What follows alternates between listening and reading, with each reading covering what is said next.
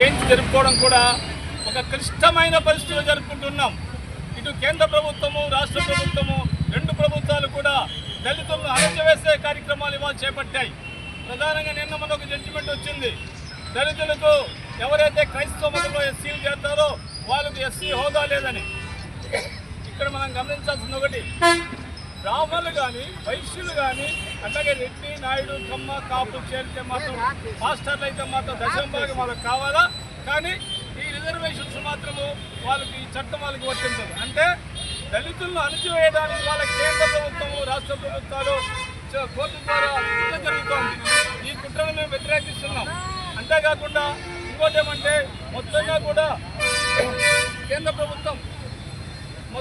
కేంద్ర ప్రభుత్వం చేస్తున్న చట్టాలు కానీ ఇక్కడ దళితులపై జరుగుతున్న నిత్యమై జరుగుతున్న దాడులు కానీ చాలా అవమానకరంగా ఉంది.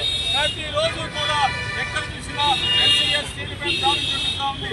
పవన్ కళ్యాణ్ ఉప ముఖ్యమంత్రి సొంత ఊళ్ళో పిఠాపురంలోనే దారుణంగా పుట్టింది. అట్లాగే అమలాపురంలో దళితులను గంజాయి తాగుతున్నారని చెప్పి తీసుకెళ్లి మూటికాలతో తొక్కి పెట్టి భయంకరంగా కొట్టారు. కానీ దానికి స్పందన లేదు. అదే గంజాయి తాగుతూ పట్టుబడిన ఎంపీ గారిని పంపితే ఎలాంటి చర్య తీసుకోలేదు. ఇక్కడ ఈ ఆంధ్ర రాష్ట్రంలోనూ భారతదేశంలో మనువాదం అనేది అమలవుతూ ఉంది. ఒక జడ్జి కోట్ల రూపాయలు కట్టలు దొరికితే ఆయన పైన చర్య లేదు. ఇంకొక జడ్జి దళిత జడ్జి వాళ్ళ కోర్టులో కరప్షన్ జరుగుతుందని చెప్పిన దానికి 3 నెలలు శిక్ష వేశారు. మరి ఈ విధానానికి వ్యతిరేకంగా అంతేకాకుండా అంబేద్కర్ ఏమైతే సమతా రాజ్యం కావాలనుకున్నాడు, ఆ సమతా రాజ్యం ఇవ్వలేదు. ఆయన 2 సంవత్సరాల 11 నెలల 18 రోజులు భారత రాజ్యాంగాన్ని తన రక్తాన్ని సిరాగా మార్చి రాస్తే ఇవాళ ఆ రాజ్యాంగాన్ని కుట్రపడుతున్నాయి.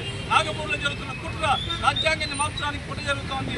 దీనికి వ్యతిరేకంగా అన్ని ప్రజా సంఘాలు అన్ని ప్రజాస్వామికవాదులు వ్యతిరేకంగా పోరాటం చేయాల్సిన అవసరం ఉంది.